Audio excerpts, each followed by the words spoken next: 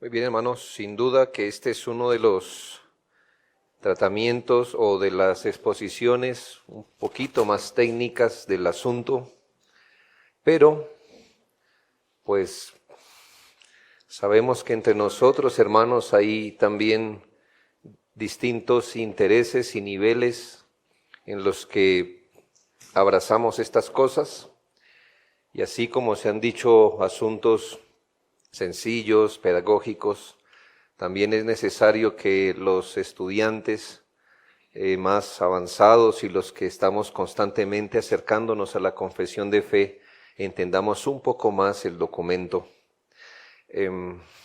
Hace mucho tiempo recuerdo que mi padre me enseñó a buscar en el diccionario, me enseñó qué era esto, me ubicó en el libro. Eso es muy importante porque si usted no sabe cómo manejar un diccionario, ¿eso todavía existe hoy? ¿Lo piden en los colegios todavía? ¿No, verdad, hermana? No, aquí tengo profesoras de bachillerato y me dicen que no. Pobrecitos, queridos muchachos, ustedes no saben lo que se pierden con un diccionario. Pero si usted no le enseñan, es decir, esto viene alfabéticamente, viene así, se busca así, etcétera. Usted no conoce el libro, es igual que no tenerlo. Y a veces, en mi experiencia personal, cuando por primera vez me acerqué a una confesión de fe, lo leí, no sé, como de corrido, no fue tan fácil, no sé qué expectativa yo tenía, no me pareció tan interesante, pero es bueno que entendamos, hermano, qué tenemos en la mano, y por eso quiero dar una breve explicación del contenido de la Confesión de Fe de Londres de 1689, 77, 89, está bien. Dejémoslo en 89 y no peleemos. Hermanos, la Iglesia tiene una imperiosa necesidad de confesar su fe. Pues el cristianismo no es solo una forma de vida, cuidado, hermanos. Es una forma muy posmoderna y peligrosa de decir, la religión, mi religión, lo mío no es religión, es una forma de vida. Hermanos, esta forma de vida tiene una estructura que la sustenta, y es la estructura doctrinal. Que usted viva bien no significa que esté creyendo bien. Y se lo pongo más difícil, que usted viva bien, ¿sobre qué fundamento usted lo cataloga bien? ¿El bien qué es? ¿De dónde saca? ¿Cuál es el estándar para que usted sepa que lo mío es una buena forma de vivir? ¿Buena con respecto a qué? De todas formas, hermanos, necesitamos una estructura doctrinal, y en nuestro caso, esa estructura doctrinal no es anexa al cristianismo. La doctrina es lo que hace que el cristianismo sea cristianismo y no otra cosa. La estructura doctrinal es lo que define lo que creemos, es decir, no es algo que aparece añadido al cristianismo, sino que hace que el cristianismo lo sea. Estos postulados proposicionales de la verdad jamás pueden ser menospreciados, y su utilidad ya ha sido y seguirá siendo refrendada en estos estudios que estamos teniendo. Aunque usted no lo sepa, hermano, hay una gran discusión con respecto al confesionalismo. Es más, estos días he tenido que seguir borrando comentarios de las cosas que hemos hecho, porque, hermano, la gente entiende que si usted tiene un credo, una confesión, que es un documento de hombres, y eso es verdad, eso es un abuso a la sola escritura, porque si decimos sola escritura, ¿qué estamos haciendo con lo demás? Excluyéndolo. Ustedes dicen sola escritura y dicen confesión de fe. Gente nos dice, lo mío es, mi confesión de fe es la Biblia. Y uno dice, ay, gracias, tan tiernos, ¿verdad? O sea, ¿nosotros qué es? ¿No Biblia? O sea, por implicación, si su confesión de fe es la Biblia, ¿nosotros qué venimos siendo? ¿Verdad? No bíblicos, ¿verdad? Cosas así. y la gente dice, para entender mejor la Biblia es mejor el griego, el hebreo. Por supuesto, hermanos, por supuesto. Las mismas confesiones de fe dicen en su primer capítulo, toda controversia, todo asunto debe ser remitido a las Escrituras en sus idiomas originales. Pero cuando usted va a los portales de la gente que dice solo a la Biblia, ¿para qué credos usted va? Eso me lo encontré hoy, empecé a ver quién es el que me está criticando o nos está criticando. Y entonces tiene un portal donde explica la Biblia. Tan pronto como esa persona explica en sus propias palabras el contenido de un texto, bienvenido. Está confesando en palabras humanas lo que dice la Biblia. La persona dirá, bueno, pero es que yo intento ser bíblico. Pues ahí está el punto. Entonces el punto no es si es legítimo o no poner en palabras humanas o explicar en palabras humanas el contenido bíblico, sino creo que la pelea es, hermanos, si todas las explicaciones son bíblicas, si son justamente bíblicas. No es suficiente decir, hermanos, yo creo en Dios, yo creo en la Biblia. Bueno, cuando usted dice yo creo, ese es su credo. Usted está diciendo, credo significa yo creo. Cuando usted dice yo creo en Cristo, yo creo en Dios, yo creo en el día del Señor, yo creo, eso es su credo. Sin embargo, lo que usted cree específicamente de Dios, de la Biblia, de Jesucristo, es su credo real. Es decir, si yo le pregunto, bueno, ¿usted cree en Dios? Yo creo en Dios, ahí está su credo. Ahora quiero saber su confesión de fe. ¿Qué cree de Dios? Cuando usted empieza a decirme qué cree de Dios, ahí está su confesión de fe. Todos la tenemos. Así usted diga, me es indiferente. Bueno, entonces su confesión de fe dice, en el capítulo Jesucristo, un individuo indiferente. Ya. El punto es si esas declaraciones de su confesión de fe son bíblicas, son reales. El Señor, como mirábamos ayer, no se opuso a las confesiones. ¿Quién dice los hombres que es el Hijo del Hombre?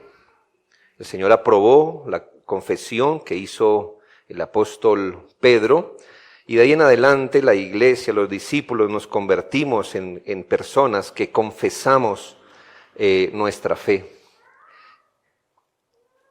La Biblia exhorta a sus lectores a aprender la doctrina, a definirla, a asimilarla, a guardarla, a defenderla y a proclamarla. Confesar nuestra fe, distinguir entre lo que es verdadero y lo que no es ciertamente conforme a la Escritura. Voy a usar una palabra, hermanos, que con esta quiero encerrar varios conceptos y quiero hablar de los símbolos. Los símbolos es aquella palabra que se usa para abarcar no solo los credos, sino las confesiones de fe o los catecismos. Así que si vamos a hacer referencia a todo eso que se puede confesar, los credos, las confesiones de fe y los catecismos, eso se llama símbolos. Así que cuando usted va a estudiar, por ejemplo, si estuviéramos matriculados, que aquí vamos a estudiar los credos, las confesiones de fe y los catecismos, usted estaría invitado al curso de simbología. ¿Ya me hago entender? Esa es la palabra técnica. Cuando usted escuche los símbolos relacionados con esto, quiere decir que a usted le van a enseñar credos y confesiones de fe. ¿Por qué? Símbolos, el término símbolo proviene de la palabra zumbalein, que significa comparar dos cosas con el propósito de percibir su relación o asociación. Así que con este término, la iglesia cristiana muestra lo que cree o las contraseñas de su fe. En una palabra, estos símbolos son confesiones, manifestaciones, declaraciones de lo que uno cree. Por esta razón, desde su historia más antigua, la iglesia ha considerado que sus símbolos son normas de fe, normas subordinadas, como ya hemos sabido, pero igual son normas. No la norma regularizadora, lo que corresponde solo a la Escritura, pero los símbolos son normas que regularizan. ¿Entiende las dos palabras?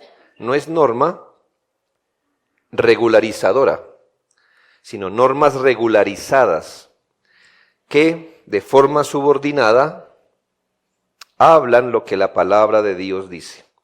La historia de los credos, confesiones, es decir, los símbolos, ha sido la historia de la iglesia. Párese en cualquier momento de la historia de la iglesia, no importa en dónde.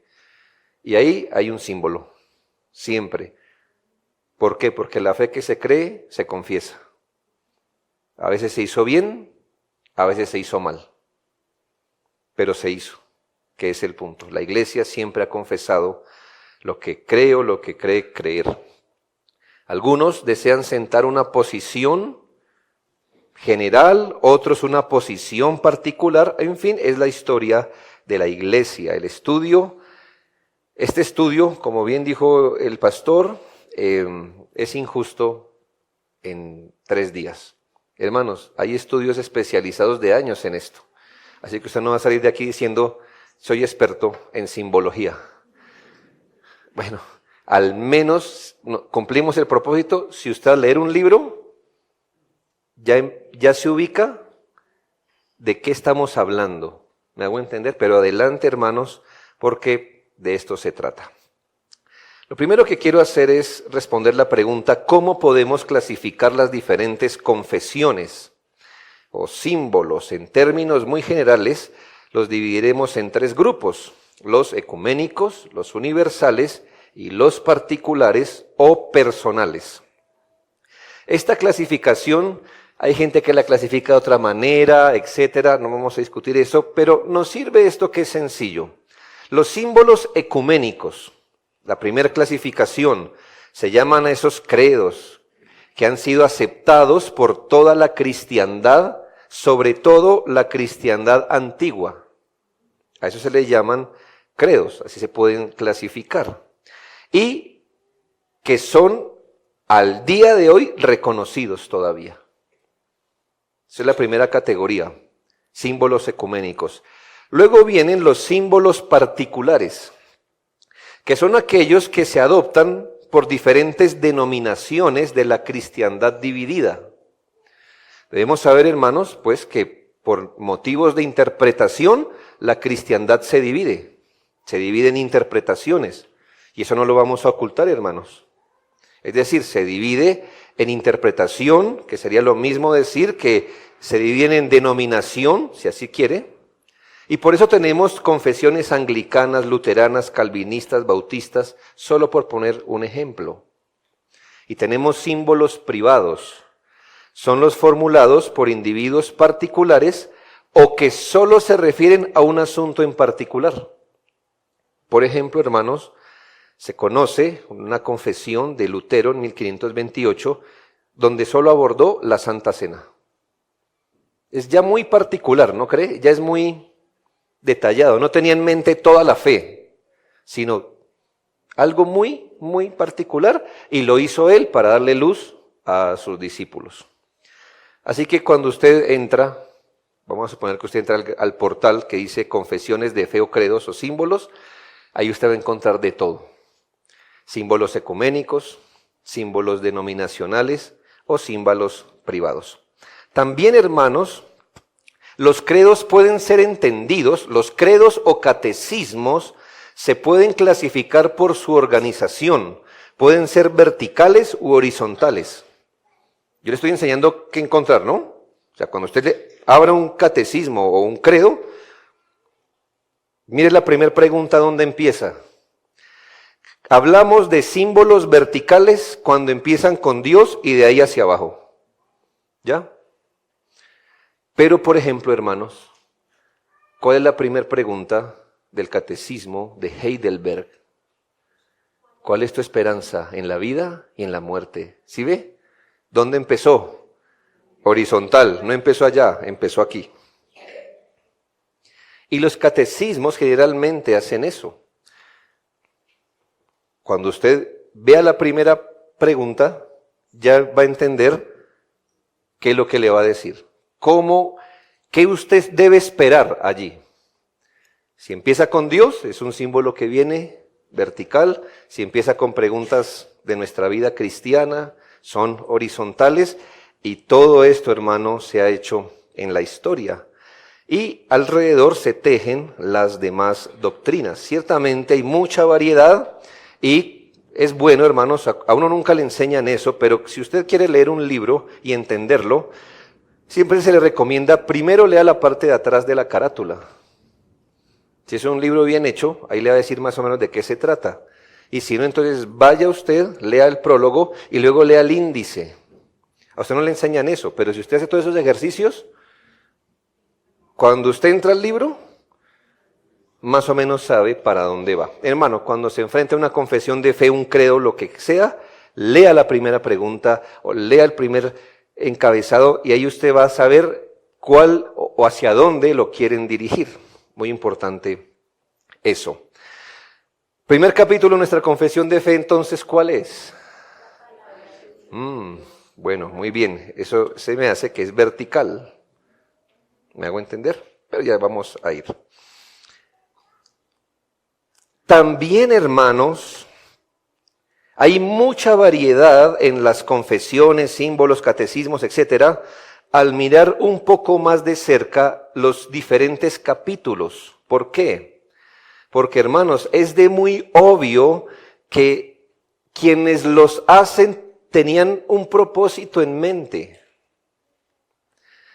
Por eso es que a veces nos parece, usted va con una pregunta y le parece que solo le hablaron tan poquito de lo que usted esperaba tanto, y hay tremendas explicaciones de otras cosas. Usted dice, pero ¿por qué tanta explicación para algo y tan poca para otras cosas? Hermano, por su propósito.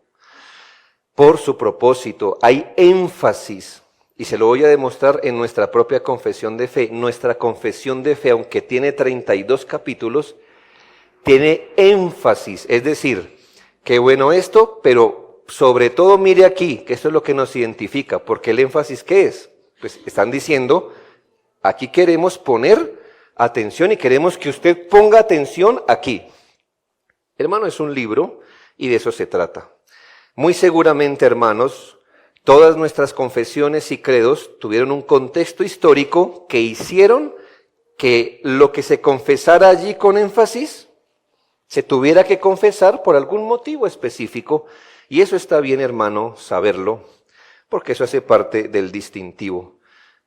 Por ejemplo, hermanos, aquellas confesiones más cerca al periodo de inicio de la Reforma tienen un énfasis inmenso en sacramentología.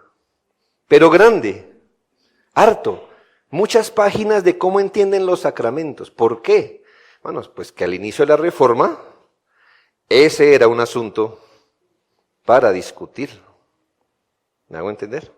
Por eso hay libros hasta, parece una confesión de fe solo de eso, por ejemplo, porque ahí estaban mostrando una diferencia con Roma. En un sentido técnico, todos los credos comparten estas tres características. Son declaraciones concisas de fe, concisa no quiere decir liviana, sino resumida. Son formales en su naturaleza y son autorizados por el cuerpo que las confiesa. Voy más rápido que el pastor ayer, ¿verdad? Yo inicié en tercera y ahí voy para quinta, hermanos. Pero usted puede ver el video. ¿Ve? Lo ve no en 1 ni en 1.5, sino en -5 y usted ahí va. Bien. Son declaraciones concisas de fe, eso es entendido, ¿verdad? Son formales, o sea, no es algo informal. Por decirlo de alguna forma, no se escribe una servilleta para que usted lo entendiera y ya, no. Es una formalidad, hay una formalidad y también autorizados por el cuerpo que las confiesa. Bien, esto es un panorama general. Ahora, hermanos, mi propósito principal es ¿qué características tiene la segunda confesión de fe de Londres? Ya sabemos por qué se le llama la segunda, ¿verdad? Ahora, no necesariamente así lo va a encontrar en el título, pero se conoce como la segunda, porque ya sabe cuál fue la primera. Pero si usted sabe que estamos en 1689, usted ya sabe qué es la segunda. La confesión de fe, nuestra confesión de fe de Londres, podemos ubicarla dentro de dos círculos grandes. El primero es el círculo externo, que la identifica como una confesión de fe católica, ortodoxa y cristiana. Ubiquemos nuestra confesión de fe en el círculo más amplio posible, que es una confesión de fe católica, ortodoxa y cristiana. Y el segundo círculo, el círculo interno, identifica nuestra confesión de fe como bautista y reformada. Aquí vamos a hilar fino, hermano. Bautista reformada, preferimos decir bautista y reformada por un motivo que ya le voy a decir. Es que se me hace que bautista reformada es como si cogiéramos la fruta de la bautista o la fruta de la reformada y la licuamos y nos sale algo. No, hermanos. Hay un ingrediente bautista y hay un ingrediente reformado, no todo. ¿Me hago entender? Nuestra confesión de fe no es completamente calvinista, si a eso se refieren como reformado. Por eso es bautista y reformado en algo. Y ya vamos a desentrañar esto. Ya ubicamos, hermanos, nuestra confesión de fe. Entonces, a nivel general, es católica, ortodoxa y cristiana, y a nivel particular es una confesión bautista, es decir, pactual, y reformada. Esto es, hermanos, que nuestra confesión de fe está enmarcada en el cristianismo bíblico, pero con distintivos particulares bautistas. ¿Ya? Todo lo que diga ahí hacia adentro no va a contradecir lo católico, lo ortodoxo ni lo cristiano, pero va a tener énfasis en lo bautista y reformado. Aquí aclaro un término. Cuando decimos bautista particular,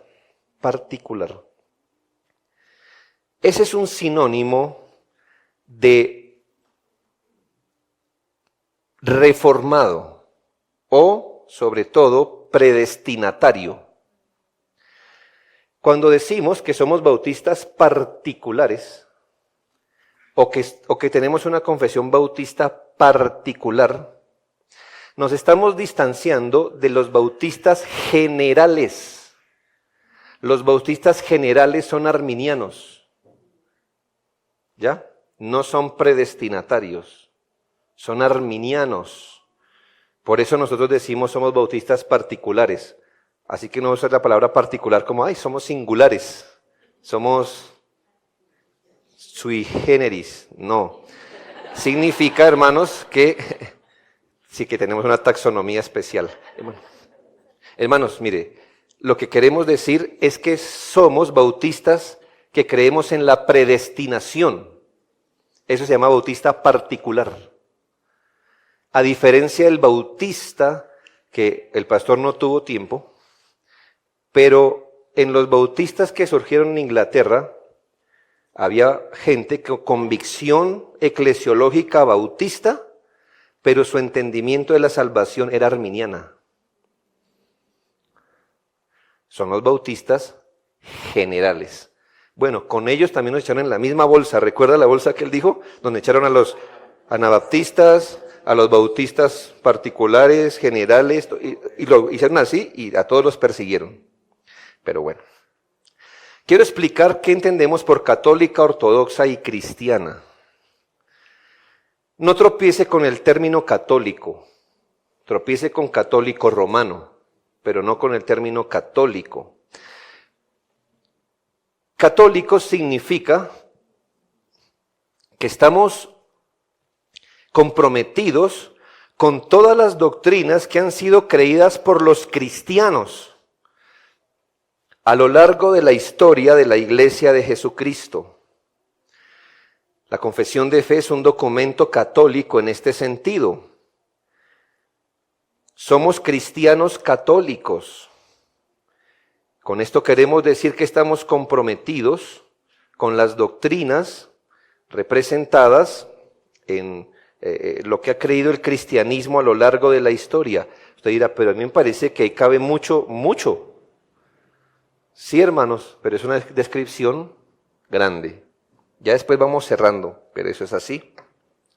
El término católico significa universal y es muy importante. Ortodoxo. ¿Por qué ortodoxo? Quiere decir que esta confesión se adhiere a aquellas doctrinas que el cristianismo bíblico ha definido a través de los siglos en los credos ecuménicos. Eso hace una iglesia cristiana ortodoxa. Es decir, que no solamente sostiene ciertas doctrinas, sino que estas doctrinas se han alineado a las definiciones históricas de los credos llamados ecuménicos. Credo de los apóstoles, credo de Nicea, credo de Calcedonia, credo de Atanasio. Creemos que hasta después de eso, como decía el pastor, hay creyentes de nuestro lado que dicen quizá haya más o cosas así. Nosotros preferimos ir hasta donde pisamos bien. Es que si usted sigue sumando credos, ya las piedras se mueven, ¿sí? Como en un río. Entonces, de pronto pisamos una piedra y no sé, pero vayamos por allí. Esto es las doctrinas generales de la cristiandad. Y cristiana porque expresa su adherencia al Evangelio, a lo que hace que nuestra fe sea distintivamente cristiana. Es decir, Jesucristo, el Evangelio de la salvación, las implicaciones de entender que la salvación es por gracia, por medio de la fe solo en Jesucristo. Ese es el marco más general, hermanos. Nuestra confesión de fe no se sale de lo católico, de lo ortodoxo, ni de lo cristiano. ¿Ya? Ya lo enmarcamos. Entonces, ya nos desligamos de un pocotón, hermano, de gente que confiesa algo. ¿Ya dónde nos metimos? ¿En qué es la fe de la iglesia en todos los siglos?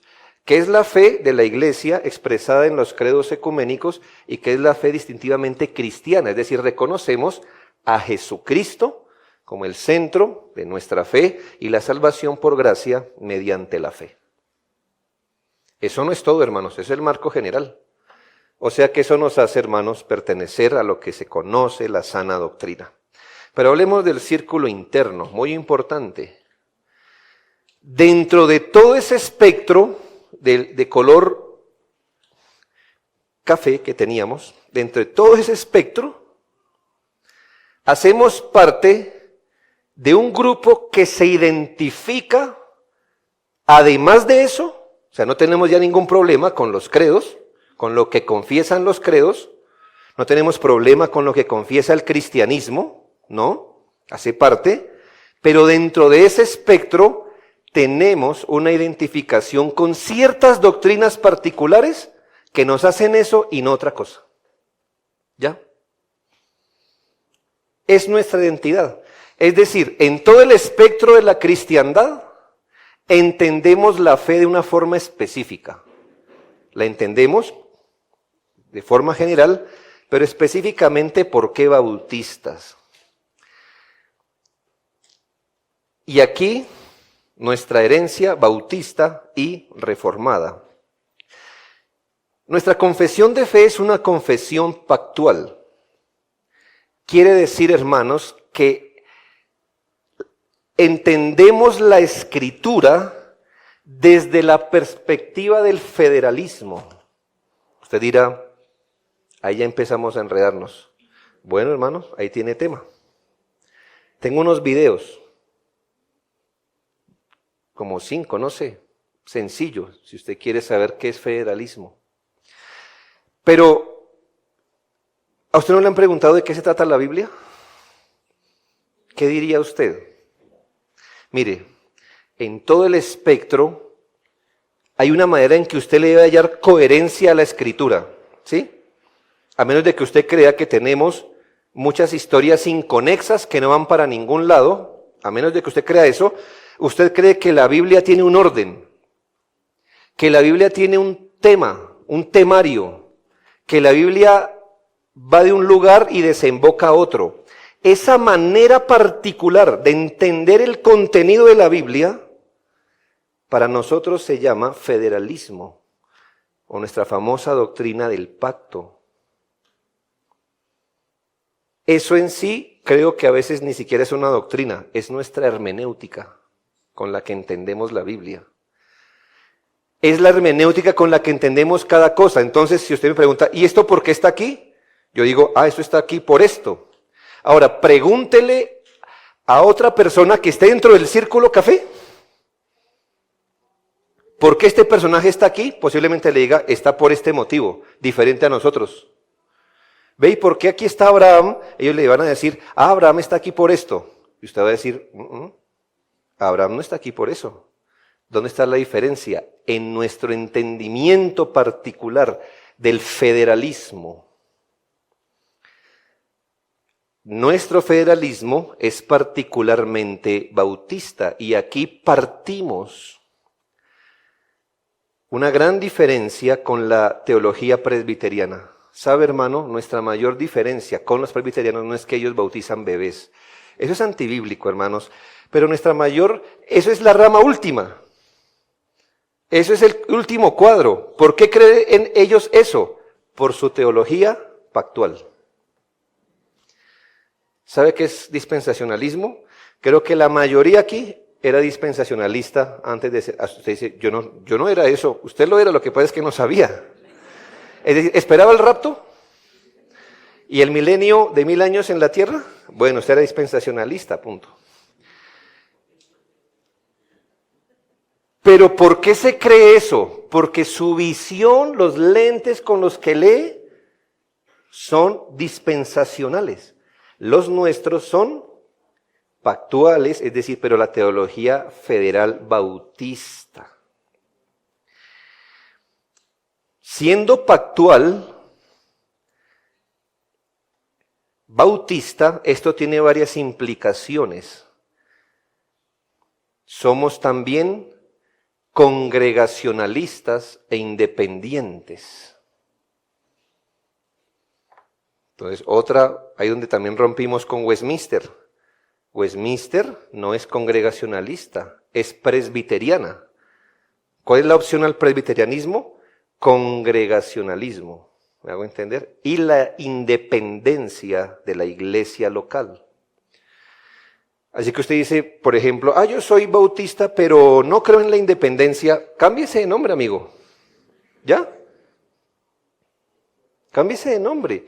Porque si es bautista es porque desechó el modelo presbiteriano de su entendimiento de la iglesia y del gobierno de la iglesia. No solo cómo su iglesia se relaciona con otras, sino cómo se gobierna hacia adentro. Todo eso está implicado en congregacionalismo e independencia.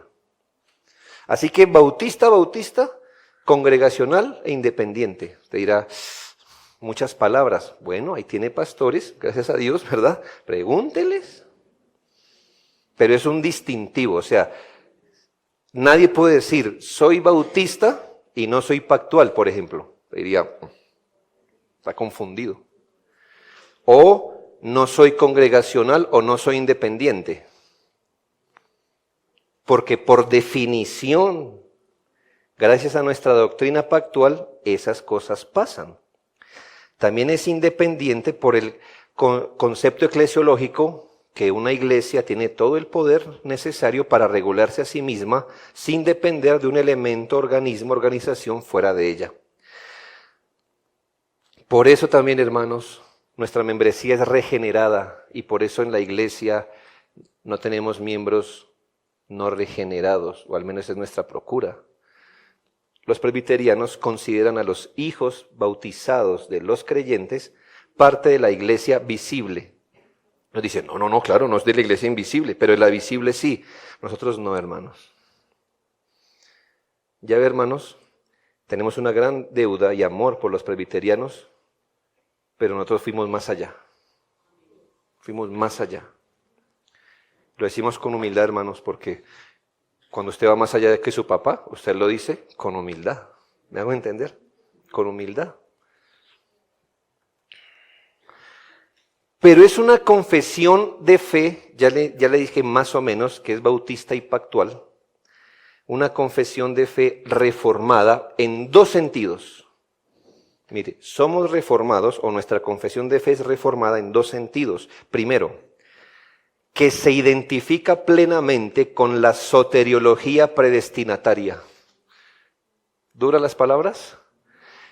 Que entendemos la doctrina de la salvación según la predestinación, la doctrina de la elección. Y entre eso hay variantes, infra, supra, pero no nos metemos ahí. Somos predestinatarios, hermano. El bautista particular cree en la predestinación, la elección soberana y todo lo que hay alrededor de eso. O como se conocen las doctrinas de la gracia, pero creemos en eso y sus implicaciones. ¿Ya? No solo creemos en eso, sino que creemos que si somos predestinados o cualquiera de las doctrinas que usted mire, entonces es la implicación, creemos en eso. El segundo sentido en que nuestra confesión de fe es reformada es que se identifica plenamente con el concepto de la adoración a Dios regulada estrictamente por las Escrituras. Hermanos, el puritano, y eso sí lo compartimos con el calvinista o presbiteriano reformado, es la creencia en el principio que regula la iglesia y la adoración, sobre todo la adoración. Este fue donde los puritanos quisieron llegar más allá a la iglesia anglicana, pero no pudieron. La adoración. Así que nosotros somos reformados por soteriología y por principio regulador. Después de eso pisamos con cuidado, hermanos. ¿Ya? Por eso decimos, ¿ustedes son calvinistas?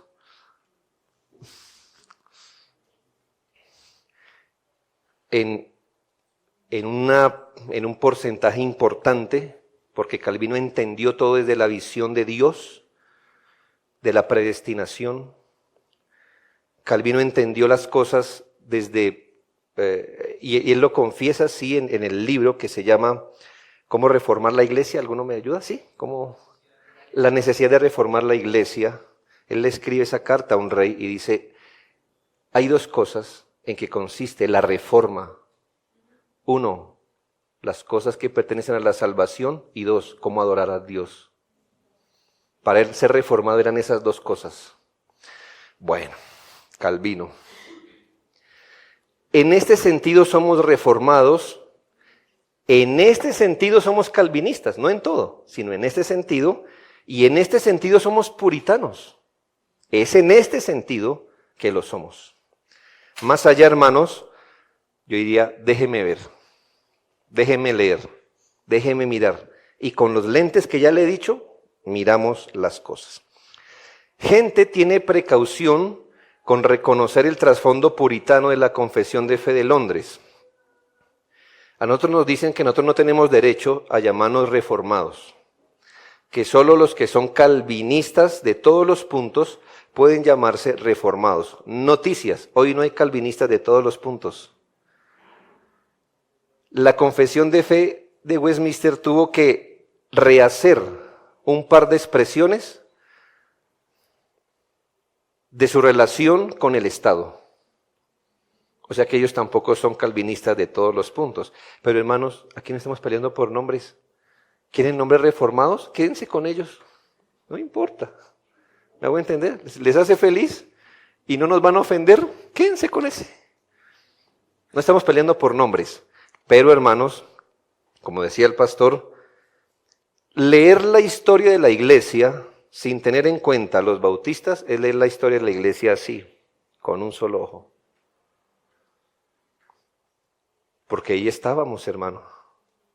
Ya, usted no nos puede borrar de la historia, porque ahí estábamos. Que usted haga una maroma y no nos vea es otra cosa. Pero ahí estábamos, cuando se tejía la historia de la reforma y sobre todo la reforma más madura. Recordemos que el puritanismo, como dice un autor, es la versión inglesa de la fe y práctica reformada de las iglesias en el continente europeo, y que se reconocieron entre los puritanos a algunos bautistas. Qué interesante, hermanos, que entre los más grandes hombres reformados, como el doctor John Owen, no era presbiteriano, era congregacional. Y después de la Biblia, el libro más vendido es El Progreso del Peregrino, bautista. ¿Ya ve? John Bunyan. Pero su trasfondo puritano nadie lo niega. No voy a leer lo que el pastor leyó, también tenía el prefacio de la Confesión de Fe.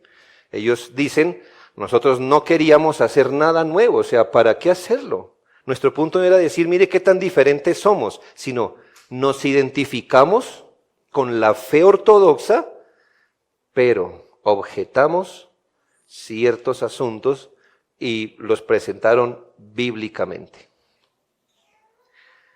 Tercero, hermanos, ¿cómo está organizada la Segunda Confesión de Fe de Londres de 1689? Hermanos, desde tiempos antiguos, como confesar la fe es muy inherente a la Iglesia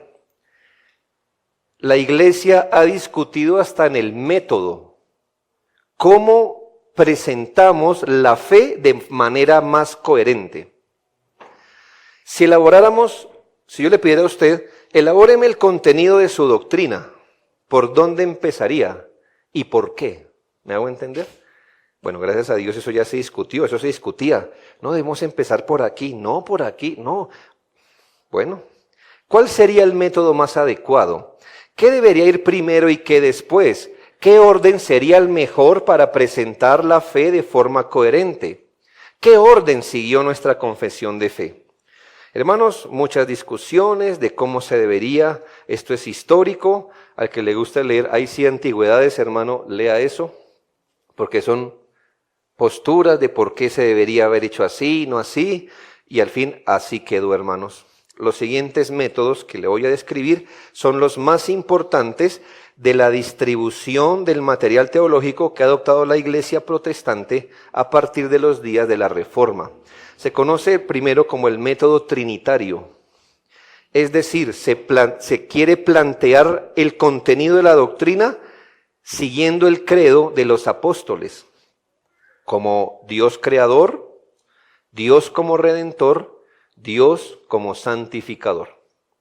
¿Sí ven las personas de la Trinidad? Dios como creador, Dios como redentor, Dios como santificador.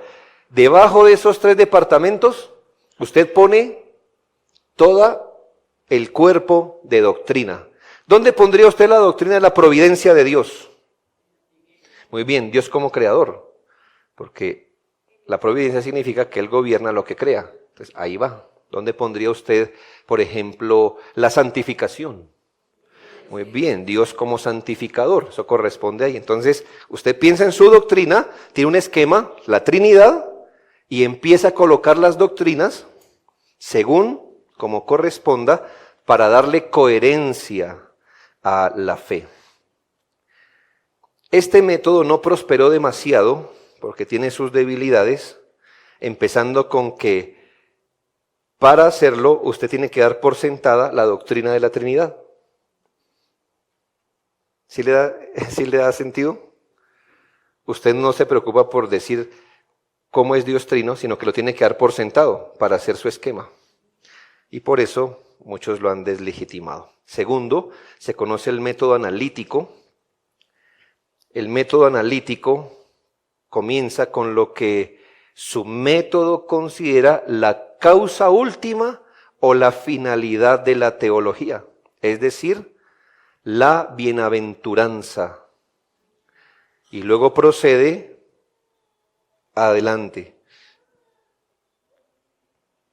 De seguro, por ejemplo, usted va a encontrar documentos donde empiezan con el Dios bienaventurado y luego con la bienaventuranza de los ángeles, el hombre, el pecado, etcétera, etcétera, alrededor de esto. El método analítico tiene la debilidad que empieza con el resultado, que es la bienaventuranza del hombre, y no con el comienzo. El tercero es el método del pacto, algo muy reformado.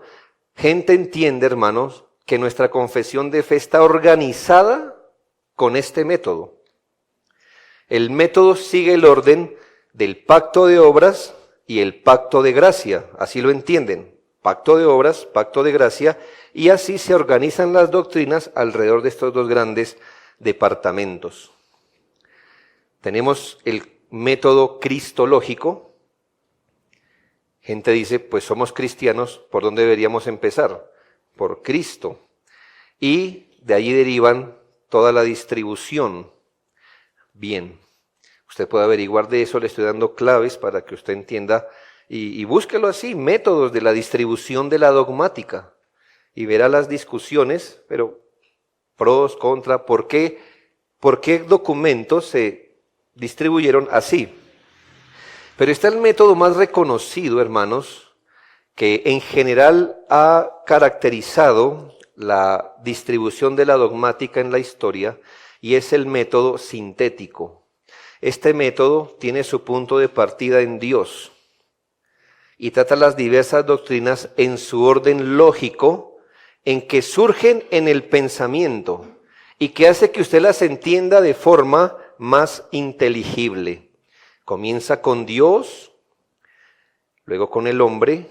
Quizás vamos a recordar algunos conceptos. El método sintético se subdivide en 6 departamentos principales y usted va a mirar cómo uno depende del otro y fluyen de forma lógica. La doctrina de Dios se llama teología propia, hermanos. ¿Ya? La doctrina del hombre, antropología. La doctrina de Cristo, cristología. La doctrina de la salvación, soteriología. La doctrina de la iglesia, eclesiología. La doctrina de las últimas cosas, escatología. En mi opinión, hermanos, aunque no voy a dejar mi piel en esto, la confesión de fe sigue el tratamiento sintético de la dogmática, es decir, sigue este método, pero, hermanos, con una ampliación y metodología más elaborada. Esto es, que esta es la estructura que usted puede reconocer. Esa es la estructura que usted puede reconocer en general. Sería bueno que usted tomara el índice de la confesión de fe y los parcelara así, y ve que le da sentido. Y sin embargo, a causa de la identidad que se quería dar en su momento, se hacen unas precisiones y se introducen, a mi juicio, unos puentes de entendimiento, porque si no, no entenderíamos las demás cosas. Pero entiendo que el método sintético, que es el método que siguen la mayoría de documentos reformados, es el que subyace en nuestra doctrina o en nuestra confesión de fe. Entonces, ¿cómo quedaría? Ya se memorizó esto, ¿verdad? Eso entra en el examen, perfecto. Ahora quiero que usted mire cómo queda eso armado con las añadiduras y puentes que añade la confesión de fe. Primero, nuestro primer capítulo no empieza con teología propia, sino con de las Santas Escrituras. ¿No le parece lógico? Vamos a hablar de Dios, sí, pero todo el mundo habla de Dios. Entonces pongámonos primero de acuerdo de dónde vamos a sacar la información. ¿De dónde? De la Escritura, perfecto. Entonces, sí nota que al método sintético, ¿qué hizo nuestra confesión? Digo, pues coloquémosle el fundamento. Y arriba le puso las Sagradas Escrituras. Además, recuerde que en la época que surge nuestra confesión estábamos acostumbrados a que nos hablen de Dios sin la Biblia. Esa era la época medieval. Así que usted tenía que decir, les voy a hablar de Dios, pero primero, ¿de dónde voy a sacar la información? Luego sigue teología propia, que en nuestra confesión de fe va de los capítulos 2 al 5, donde se mira el ser de Dios, el decreto de Dios y las obras de Dios. Después viene antropología, todavía está siguiendo el orden. Capítulo 6, el hombre y el pecado. Lo que está muy pequeño, en verde, corresponde a los capítulos de nuestra confesión de fe. El cuarto departamento es el federalismo. Eso no está en el método sintético como usted lo vio, pero me parece que es el puente de entendimiento para decir de aquí en adelante todo lo que le diga, véalo desde la óptica del federalismo. Por eso pone el federalismo para que podamos entender cristología y soteriología. El quinto departamento es cristología, siguiendo el orden, y esto corresponde al capítulo 8. Y ahí nuestra confesión de fe vuelve a meter otro puente, que es el libre albedrío. Que usted no pudiera entender soteriología si no entiende nuestra visión particular del libre albedrío. O si no, la salvación no le dará sentido si usted no entiende este asunto. Ahora, ¿por qué no le sugiere eso algo en la mente? ¿Por qué habrían puesto esa doctrina así solita en medio? Hermanos, les recuerdo que estamos en medio de controversias con el libre albedrío en esa época. ¿Ya? ¿Cuándo fue redactado los cánones de Dort? ¿1618 o 19? Más o menos, estábamos en el asunto discutiéndolo. Séptimo departamento, soteriología, y aquí yo quise colocar en un cuadrito que nuestra confesión de fe tiene un orden. Soteriología objetiva o salvación lograda, capítulos 10 al 13. Soteriología subjetiva o salvación aplicada, capítulos 14 al 18. Y cómo vivir la vida cristiana, ¿sí? Como un salvo, capítulos 19 al 25. Siguiendo el orden sintético, eclesiología y 11, escatología. Por eso digo, hermanos, que nuestra confesión de fe siguió el método sintético con aclaraciones y puentes para que pudiéramos entenderlo. Y en esto, hermanos, aún hasta en el método no innovamos. ¿Ya? No innovamos. Los métodos que se usaban también los usamos nosotros para hacer la confesión de fe. Y por último, hermanos, ¿qué énfasis tiene la segunda confesión de fe? Hermanos, todos los autores tienen un propósito cuando escriben. Todos. Yo sé que este no es mi argumento final, hermanos, pero por la cantidad de párrafos usados para explicar tal o cual doctrina, vemos los énfasis de nuestra confesión de fe. ¿Sí me hago entender? Por los párrafos usados para explicar tal o cual doctrina, vamos a mirar en qué enfatizó nuestra confesión de fe. Yo no quiero decir esto, hermano, que a más párrafos, más importante la doctrina, a menos párrafos, menos no, hermano. Lo que lo quiero llevar a mirar es que miren el momento histórico, qué les pareció muy importante dejar en claro a los bautistas particulares. Como si dijera, estamos nadando en un asunto que nos toca defendernos, que no nos confundan con los anabaptistas, que no somos romanos, que no somos presbiterianos, que no somos congregacionalistas, que somos esto.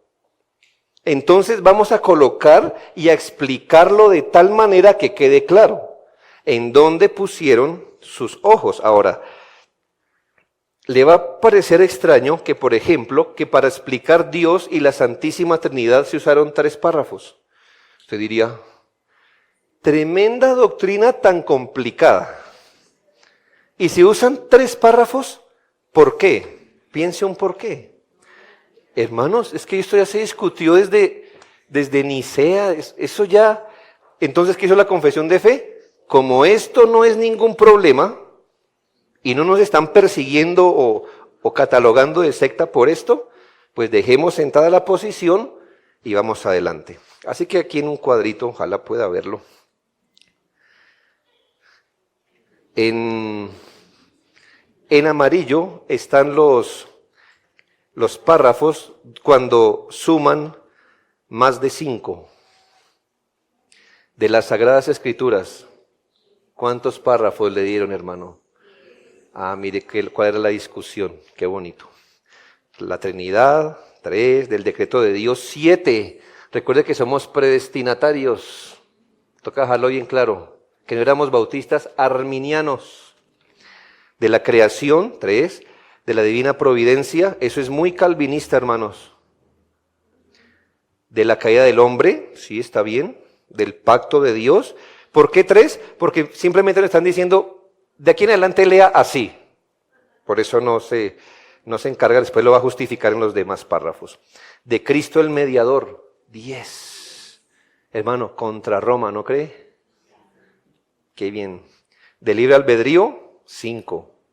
Llamamiento eficaz, justificación, hermano, somos predestinatarios, otra vez. De la adopción, 1. No es que no sea importante, qué doctrina tan bella, pero pues es un derivado de la santificación, de la fe salvadora, del arrepentimiento para vida, de las buenas obras, hermanos. ¿Contra quién? O pensando en que, bueno, catolicismo romano, cosas así.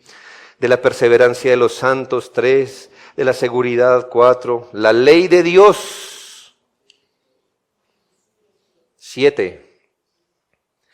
Del Evangelio, 4. Uno va a decir, mire, ¿por qué le dieron más énfasis a la ley de Dios que al Evangelio? Hermanos, por el antinomianismo de la época.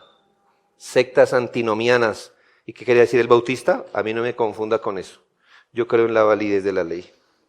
La libertad cristiana y de conciencia, 3. De la adoración cristiana y día de reposo, 8. De los juramentos, 5. De las autoridades civiles, 3. Del matrimonio, 4. De la iglesia, 15. 15. Una vergüenza que hoy los bautistas reformados no quieran hablar de eclesiología. De la comunión de los santos, bautismo, de la cena del Señor. Note, hermanos, hoy se nos dice, sean más equilibrados en doctrina. Eso tanto énfasis en unas cosas, eso no está bien. Eso, ustedes deberían ser más equilibrados. Nosotros tenemos unos distintivos, hermanos, donde nuestros padres dijeron, juéguensela aquí. Si usted nota, hermano, las cosas no han cambiado y en lo que ellos enfatizaron, deberíamos estar enfatizando. Hay una coalición, hermanos, muy conocida en la Reforma. ¿Sabe cuántos puntos tiene? 7 párrafos. Párrafos, no capítulos. Párrafos. Creo que 170 y algo. ¿Qué hemos hecho, hermano, con la Reforma? ¿Y en qué estamos los bautistas reformados?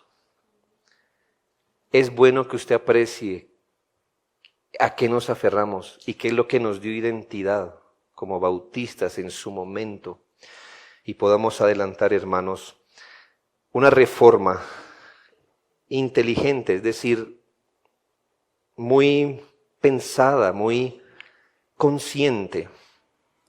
Esto es lo que usted va a encontrar en la Confesión de Fe de 1689. Ya sabe dónde ubicarla, cómo entenderla, cómo desarrolla sus doctrinas y qué énfasis tiene. ¿Sirvió de algo, hermanos? Qué bonito este libro, ¿no le parece? Es cortito. Yo hubiera querido una clase así antes de yo leer por primera vez la Confesión de Fe y quizá no hubiera pensado tan mal de ella. No es que hubiera pensado mal de las doctrinas, sino yo dije, no entiendo, no le veo el hilo, no la entiendo, dejémosla para después. ¿Me hago entender? Pero cuando usted entiende lo que tiene en mano, usted lo aprecia un poquito más. Así que cuando usted hoy lea cualquiera, usted diga, ya sé por qué aquí, y no viene arriba, no viene abajo, ya más o menos sé de qué me viene hablando. Cosas así. Eso ayuda, hermanos. Con el tiempo usted le va a hallar quizás más sentido a lo que estamos diciendo.